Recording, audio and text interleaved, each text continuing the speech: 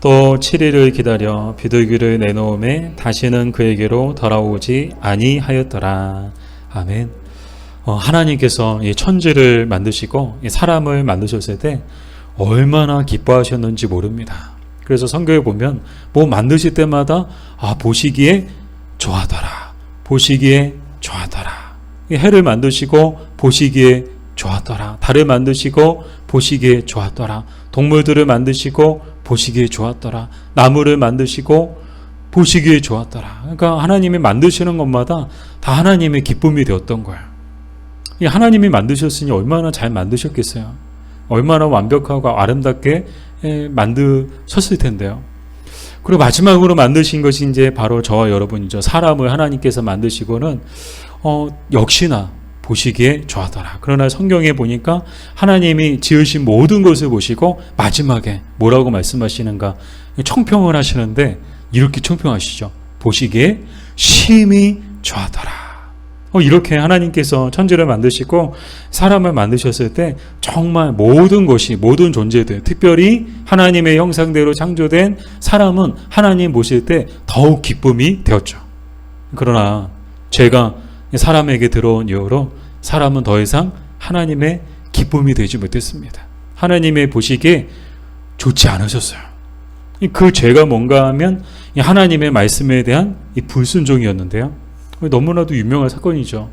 창세기 3장에 아담과 하와가 하나님께서 먹지 말라고 한 선과 악을 알게 하는 나무의 열매를 어떻게 했어요? 먹었어요.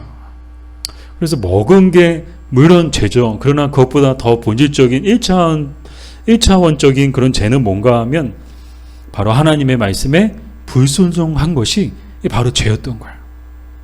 다른 게 죄가 아니고요. 그게 죄인 거야. 하나님의 말씀에 불순종한 것이 죄인 것이지 뭐 먹지 말라고 한 선악과를 먹은 거 그거는 표면적인 죄일 뿐이에요. 본질적인 죄는 하나님의 말씀에 불순종하는 거. 그 오늘날에도 역시나 마찬가지입니다. 뭐가 죄입니까? 뭐 다른 사람 물건을 훔치고 도둑질하고 뭐 그것만 죄일까요? 아니요. 오늘날 성경적으로 죄란 하나님의 말씀에 불순종하는 모든 것이 다 죄라는 것을 우리는 잊지 말아야 되는 거예요. 그러니까 하나님 말씀대로 살지 않는 것도 뭐 하는 거예요? 죄 짓고 있는 거예요. 이렇게 이 아담과 하와가 하나님의 말씀에 불순종함을 통해서 죄가 이제 사람에게로 들어오게 됐죠. 그때부터 비극이 시작된 거예요. 그렇게 좋았던 이 아담과 하와 이 부부 관계가 그때 깨져버렸죠. 이 범죄함을 통해서 죄가 사람에게 들어옴을 통해서 이 부부 관계가 깨지고 서로 원망하고 서로 남탓하고 그리고 형제 간에 바로 살인이 일어나고 온통 세상이 다 범죄 도시가 된 거야. 그러니까 하나님 보실 때 전에는 아름답고 기쁘시고 좋으셨는데 죄가 들어오고 나니까 온통 세상이 하나님 보실 때 전혀 보기가 좋지 않으셨던 거야. 온통 범죄 도시가 되어버린 것이죠. 그래서 창세기 6장에 보면 하나님께서 처음으로 이런 말씀을 하세요. 사람 지으셨음을 한탄하셨다. 이 한탄하셨다는 뜻이 뭔가 하면요, 후회하셨다는 거야. 내가 사람 만든 거 하나님이 그때 처음으로 후회하신 거야. 그리고 어떤 결심을 내리시죠? 지면에서 이 모든 사람뿐만 아니라 살아있는 땅과 또 하늘에 있는 모든 생명체를 다 쓸어서 휴지통에 넣기로 결심을 하셨던 거야. 그게 바로 이제 홍수 사건이죠. 하나님은 홍수를 통해서 지면에 있는 또 하늘에 있는 사람뿐만 아니라 뭐 새들, 동물들 다 땅에 존재하는 모든 생명체를 다 쓸어버리기로 결심을 하셨던 거예요. 근데 성경에 보니까 단 한 사람, 정말 하나님의 마음에 딱 맞는 사람이 있었대요. 하나님의 마음에 딱 드는 사람이 있었대요. 하나님이 다 보기 싫은데, 다 보기 좋지 않았는데 유독 한 사람만이 하나님 보실 때 눈에 들어오고 또 하나님 마음에 흡족한 그런 사람이 있었는데 그 사람이 바로 노아죠. 그래서 성경에 보니까 노아라는 사람에 대해서 어떻게 기록하고 있는가 하면 노아는 의인이요 흠이 없는 자요 하나님과 동행하는 사람이었다. 이 노아는 한마디로 하나님과 동행하는 사람이었대요. 이 동행의 뜻이 뭘까요? 이 모든 사람들이 다 하나님을 등지고 하나님을 떠나 살 때에도 노아는 하나님을 등지지 않고 하나님을 떠나지 않고 늘 하나님을 의식하며 늘 하나님을 바라보며 늘 하나님을 섬기며 그렇게 살았다는 거예요. 그게 하나님과 동행했다라는 뜻입니다. 이 바라기는 저와 여러분도 이 시대의 노아 같은 사람들이 되었으면 좋겠습니다. 오늘날 보세요. 얼마나 창세기 6장에 보여주는 그 세상의 모습이 오늘 이 시대 세상의 모습하고 전혀 다를 곳이 없어요. 하나님 보실 때 온통 다 범죄 도시 아니에요? 악이 가득하고 죄가 가득하고요. 모두가 다 하나님을 등지고 하나님을 떠나서 그렇게 살아갑니다. 바라기는 저와 여러분은 정말 노아처럼 하나님과 동행하며 살아가는 우리가 되었으면 좋겠습니다. 이렇게 하나님 앞에 정말 하나님과 동행하는 이 노아 한 사람 때문에 하나님이 어떤 계획을 세우시는가 하면 방주를 예비해 두세요. 그래서 방주를 통해서 노아와 노아의 가족들은 다 구원해 주시기로, 다 쓸어버리는데, 모든 생명체들을 다 쓸어버리는데 노아와 노아의 가족만큼은 살려주시는 거예요. 이 노아의 가족들이 얼마나 기뻤을까요? 노아 한 사람 때문에, 믿음의 가장 노아 한 사람 때문에 그의 부인과 그의 자녀들, 그 자녀의 며느리들까지 다 구원을 받게 되는 놀라운 은혜를 입게 되죠. 가정에, 우리 가장 되신 분들이 정말 노아 같은 믿음을 가질 때 그 가정도 노아의 가정이 입었던 은혜를 똑같이 입게 될 줄 믿습니다. 자, 이렇게 방주를 예비해 두셔서 이 노아의 가족들은 살려주기로 하셨는데 문제가 뭘까요? 하나님이 방주를 짠 하고 자 여기에 타라 하고 이렇게 방주를 그냥 딱 예비해 주셨을까요? 아니요. 직접 만들라고 설계도만 주신 거예요. 그래서 노아가 이제 만드는데 노아는 정말 노아였습니다. 묵묵히 하나님의 말씀에 순종했는데 이 배를 몇 년 동안 만든지 여러분 아세요? 기록에 의하면 120년 동안 만들었어요. 방주를 만드는데 120년이라는 시간이 걸린 거야. 그도 그럴 것이 오늘날처럼 조선소에서 뚝딱 많은 사람들이 막 달라붙어가지고 배를 뚝딱 만드는 그런 기술이 있고 그런 공장이 있으면은야 얼마든지 이 방주도 금방 만들겠지만 이 시대에 그런 조선소가 어디 있었겠어요. 제가 이제 또 이제 군대 얘기해서 죄송한데요. 어쩔 수가 없어요. 이제 성경이 나오니까 군대에 있을 때 제가 이제 군함 그 인수 요원으로 조선소에 파견이 나갔어요. 그래서 군함을 조선소에서 만들면 그 만든 군함을 우리 해군에서 인수를 해갖고 오는데 우리 군인들을 보내서 그 배를 인수해 오게끔 해요. 그래서 그냥 배만 갖고 오는 게 아니고 배가 다 만들어진 거 다 살피고 점검하고 시운전하고 그렇게 해서 완벽하게 테스트한 다음에 그 다음에 비로소 가지고 와서 현장에서 운용을 하는 일이 이제 군인들이 하는 일이거든요. 그래서 제가 이제 군대에 있을 때 그때 마산에 그 조선소가 있었어요. 그래서 마산의 조선소에서 군함을 인수해 오는데요. 와, 정말 배 만드는 거 보니까, 군함 만드는 거 보니까, 수백 명이 달라붙어가지고, 조선소의 인부들 수백 명이 달라붙어가지고요, 밤낮 쉬지 않고 막 용접하고 망치질하고, 그래서 와, 정말 요즘에도 아파트 금방 세우지만, 큰 군함 하나도 금방 만들더라고요. 근데 이 노아의 시대에 그런 기술이 어디 있었겠어요? 노아를 따라서 우리도 같이 만들어 줄게 하고 같이 동참해서 만드는 사람들이 누가 있었겠어요? 노아 홀로 묵묵히 이 방주를 120년 동안 만드는데 여러분 생각해 보세요. 12시간도 아니고 12일도 아니고 12개월도 아니고 120년 동안 방주를 만들고 있다고 생각해 보세요. 사람들이 다 뭐라고 했을까요? 미쳤다고. 노아 미쳤다고. 노아 맛이 갔다고. 세상에 이런 일이 나올 만한 그런 뉴스 아니에요? 오늘날에도 120년 동안 방주 만들고 있는 사람이 있으면 아마 세상에 이런 일이 몇 번은 나오셨을 거예요. 모두가 다 미쳤다고 생각했습니다. 그러나 노아는 미치지 않았죠. 노아는 하나님의 말씀에 순종할 뿐이었습니다. 그리고 노아가 600세 되던 때 드디어 방주가 완공되고 노아와 노아의 식구들이 드디어 이제 방주에 들어가고 하나님께서 명하신 동물들까지 다 태웠어요. 자, 다 들어갔습니다. 그럼 어떻게 돼요? 항해가 시작되어야 되잖아요. 하나님이 예비하신, 하나님이 말씀하신 그 심판이 시작되어야 되잖아요. 근데요, 깜깜 무소식인 거야.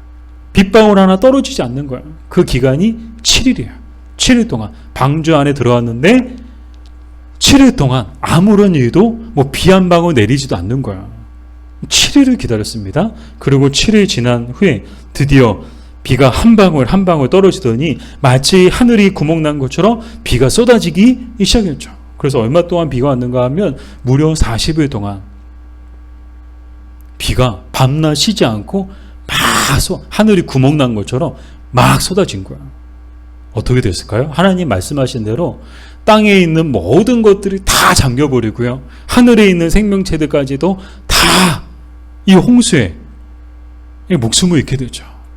오늘 말씀을 준비하는데 기사를 보니까 스페인에서도 최근에 요 며칠 사이에 큰 홍수가 있었대요. 그래서 지금까지 집계된 인원만 대략 150명 정도가 사망을 했대요. 최악의 홍수였대요. 지금 스페인 역사상 51년 만인가? 51년 만에 최악의 홍수가 발생해서 150명, 현재 집계된 인원만 150명 정도가 목숨을 잃었는데 그 비가요, 정말 1년치 내릴 비가 단 몇 시간 만에 막 쏟아졌다는 거예요. 근데 여러분 생각해 보세요. 40일 동안 밤낮 쉬지 않고 하늘이 구멍 난 것처럼 비가 막 쏟아졌으니 이 홍수에 살아남을 존재가 아무것도 없죠. 오직 방주만이 그 홍수 위에 유유히 떠 있었을 뿐인데요. 자, 이렇게 40일이 지난 뒤에 비로소 이 비가 그치게 되었죠. 여러분, 지금부터 이제 계산을 잘 해보세요. 이제 퀴즈를 낼 거예요. 그래서 여러분 맞추면 제가 선물 드릴게요. 총 며칠인지 더하기 잘 하시면 돼요. 자, 7 나왔어요. 지금 40 나왔어요. 40일 동안 비가 왔어요. 자, 비가 그쳤습니다. 하지만 그 40일 동안 비가 왔으니 얼마나 이 많은 비가 지면에 가득했겠어요. 그래서 그 비가, 그 물이 110일 동안 계속 있었다는 거야. 지면에. 110일 동안.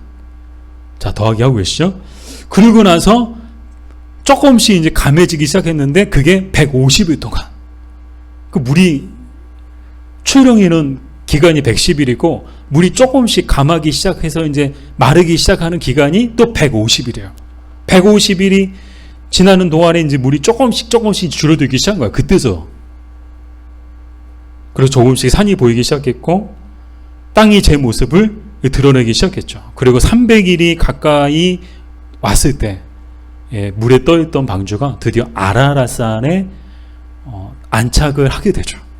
아라랏산에 방주가 머물게 되고 이제 더 이상 이제 항해를 하지 않고 딱 지면에 배가 딱 붙은 거예요. 자, 이렇게 보면 모든 것이 끝난 것처럼 보였습니다. 자, 이제 상황 끝났습니다. 이제 방주문을 열고 나와야 되는데 우리 형제님은 아니라고 그러네요. 고개를 흔들라고. 아니라고, 아직 안 끝났다고. 네, 맞아요. 아직 안 끝났어요. 끝나지 않았어요. 방주에서 노아는 바로 나왔을까요? 바로 나오지 않았을까요? 한국 사람, 노아가 한국 사람이면 진작에 나왔을 거예요. 근데 노아가 다행히 한국 사람이 아니었어요. 안 나왔어요. 가장 먼저 뭘 내보내는가 하면 까마귀를 내보냈죠. 까마귀를 내보냈는데 어떻게 됩니까? 까마귀가 돌아오지 않았어요. 그래서 이제 그 다음에 뭘 보내는가 하면 비둘기를 보내게 되죠. 비둘기를 보냈더니 비둘기가 저녁 때쯤 입에다 잎사귀를 물고 돌아온 거예요. 아, 이제는 나무가 있고 나무가 잎을 맺고 근데 아직 이렇게 물이 완전히 마르진 않았구나. 땅이 마르진 않았구나. 여러분 그렇잖아요. 비 온 뒤에 집안이 약해서 산사태 일어나는 일들이 참 많거든요. 비 온 뒤에 밭에 가면요. 막 푹푹 들어가요. 발이 푹푹. 왜요?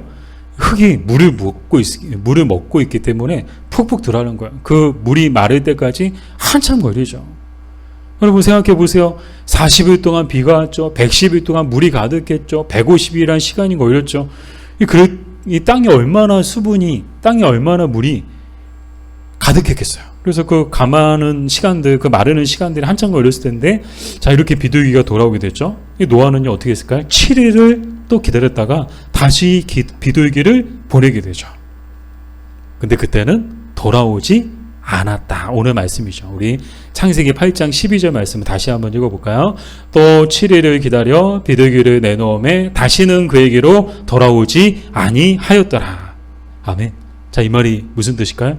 이제 비둘기가 이제 돌아오지 않아도 이 땅에 뭐 발 딛고 또 나무에서 이제 살 만큼 되니까 돌아오지 않은 거예요. 그러니까 이제 모든 물이 다 마르고 땅도 다 말았다라는 그런 증거죠.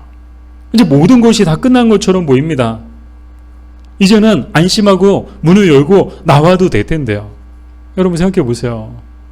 이 방주 안에 갇혀 있었던 기간만 지금 해봐도 벌써 1년이 넘었어요.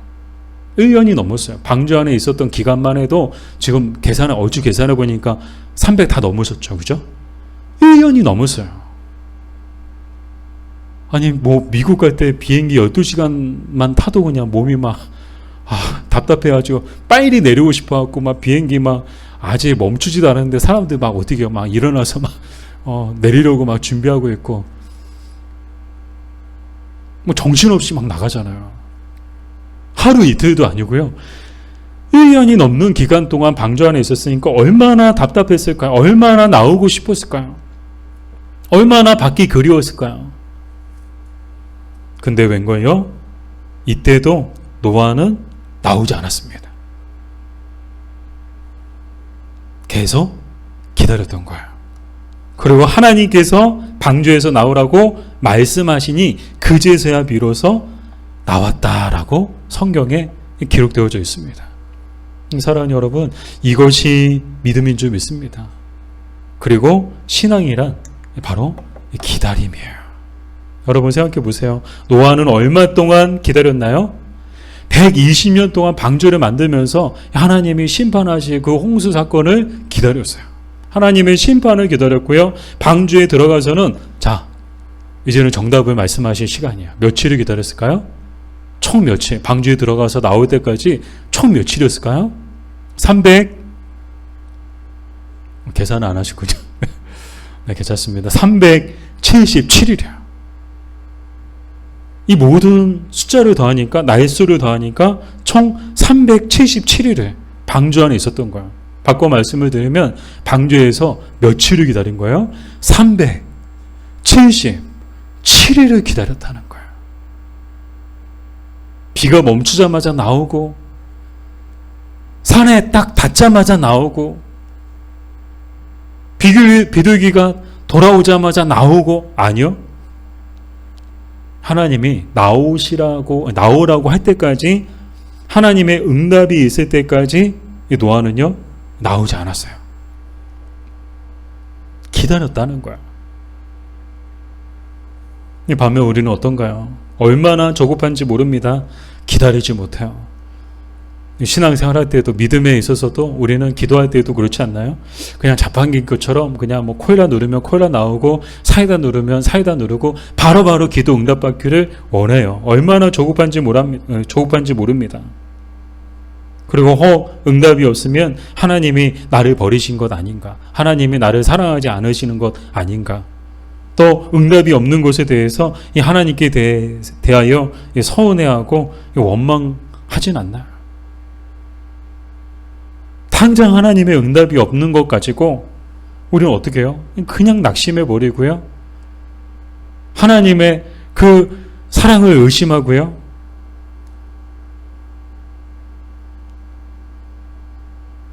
괜히 막 하나님이 막 서운하게 느껴지고요. 이 하나님에 대한 원망이 막 우리 안에 막 일어나지 않나요?